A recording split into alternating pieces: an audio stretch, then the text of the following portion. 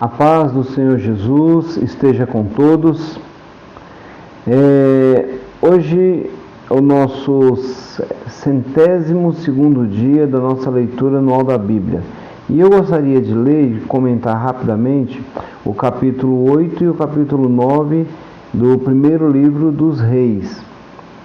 Gente, eu não sei você, mas de vez em quando eu fico empolgado com as coisas de Deus.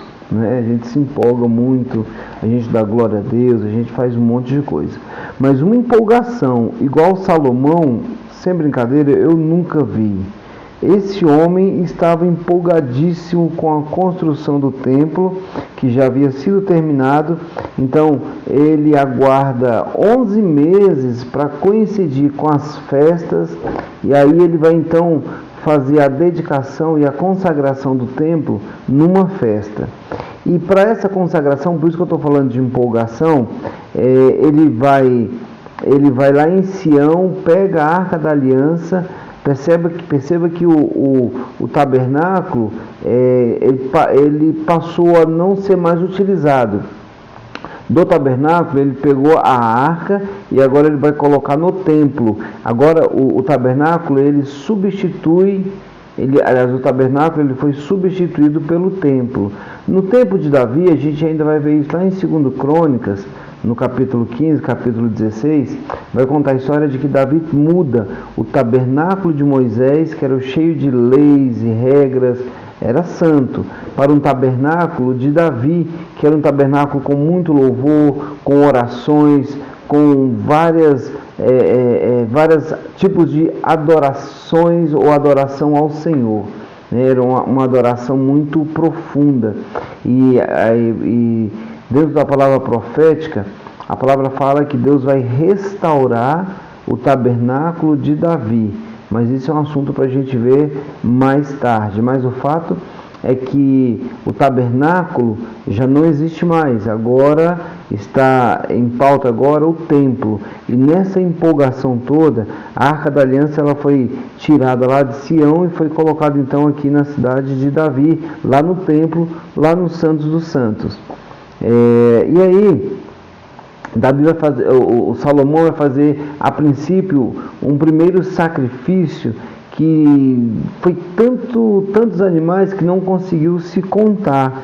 E a glória de Deus, isso agradou tanto a Deus que a glória de Deus encheu aquele lugar de tal forma que Salomão fica assim, muito agitado. Ele fala assim: olha Deus, eu sei que lá no céu o Senhor fez o sol, e eu sei que o Senhor habita nas nuvens, nas mais densas nuvens, mas eu fiz para o Senhor uma casa que o Senhor vai viver aqui para sempre. Ele queria que Deus habitasse naquela casa para sempre, mesmo sabendo que aquela casa, ele vai dizer isso um pouquinho depois, não cabe o Senhor, que os céus e a terra, que os céus, as nuvens, não cabe. Imagine uma construção desse tamanho aqui, não vai caber ao Senhor. Então, na empolgação, ele fala: o Senhor vai ficar aqui para sempre, né? E aí ele vai fazer uma oração.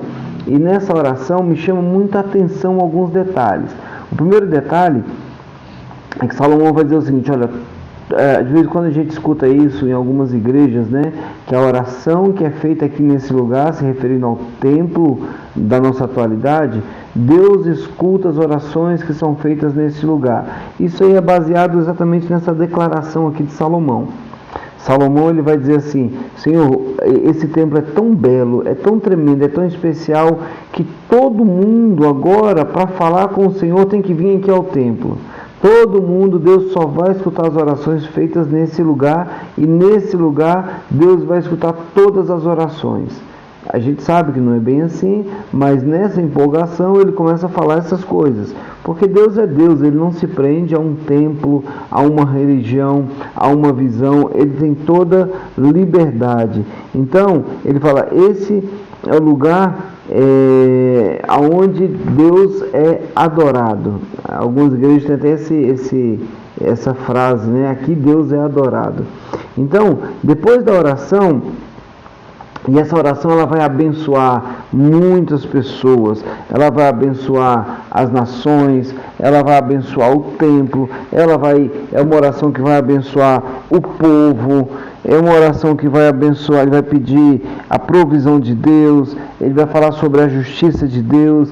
E uma coisa tremenda que eu percebi aqui é que ele vai dizer o seguinte: olha, Deus, o Salomão vai, nessas orações, ele vai dizer: todo mundo que orar, que estiver fora daqui, olhando para esse templo, o Senhor vai ouvir, não tem como. O Senhor vai ouvir.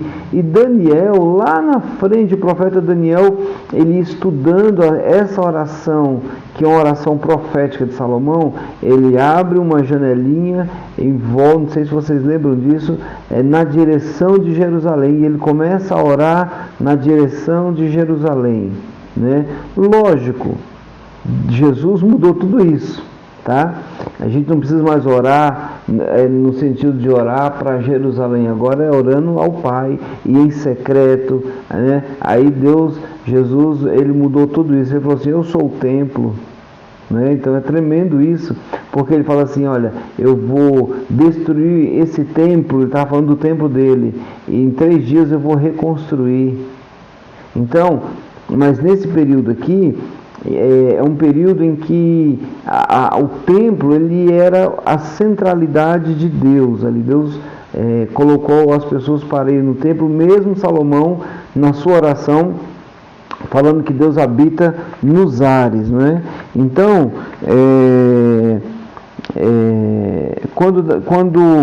quando Salomão, ele vai orar ao Senhor, ele continua essa oração e ele vai fazer um sacrifício exagerado, mais uma vez, mais um sacrifício, que é um sacrifício de oferta de paz. Olha só, gente, ele vai matar 22.000 bois e 120.000 ovelhas. São muitos animais, é uma dinâmica muito difícil.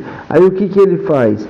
Ele usou a parte central do pátio, porque não tinha como fazer essa consagração e esse sacrifício por muito tempo, né? E aí Deus vai novamente falar com Salomão e vai dizer: olha, eu ouvi as suas orações e eu vou te abençoar perpetuamente, né? Então agora, a condição está no versículo 4 ao versículo 9, do capítulo 9.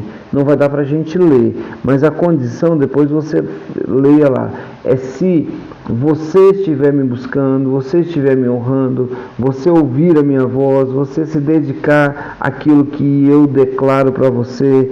Então, é tremendo isso. Aí Salomão vai pegar 20 cidades e vai dar de presente para Irão. Irão era o financiador.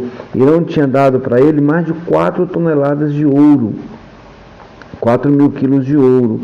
Só nessa fase aqui, ele já tinha dado muito ouro anteriormente, toras de cedro e outras coisas mais. E aí, meus irmãos, o texto encerra com uma coisa muito polêmica. Salomão usa agora o trabalho escravo para construir cidades, para construir, ele usa lá os cananeus, né, que são os de Canaã, que são os amorreus, os heteus, jebuseus, heveus, pega toda essa turma, coloca como escravo e ele vai construir cidades, ele vai construir uma frota de navios, e Irão vai mandar mais, além das 4 toneladas, vai mandar mais 14 toneladas de ouro. Então, a polêmica é: pode ser usado o trabalho escravo para poder construir alguma coisa em prol do reino, né?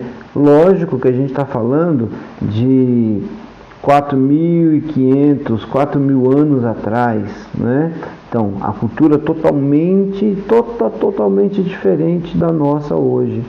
Mas foi o trabalho escravo. Ele construiu o templo, ele construiu cidades, ele construiu uma frota de navios e outras coisas mais, tá certo? Então, a gente vai encerrar aqui e aí então encerra esse capítulo 9, tá certo? Encerra com Irão mandando mais 14 1000 quilos de ouro, tá bom? É assim que Deus faz.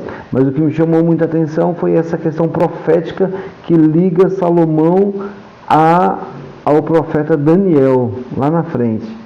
Tá certo? Que Deus abençoe vocês e tenha uma excelente leitura.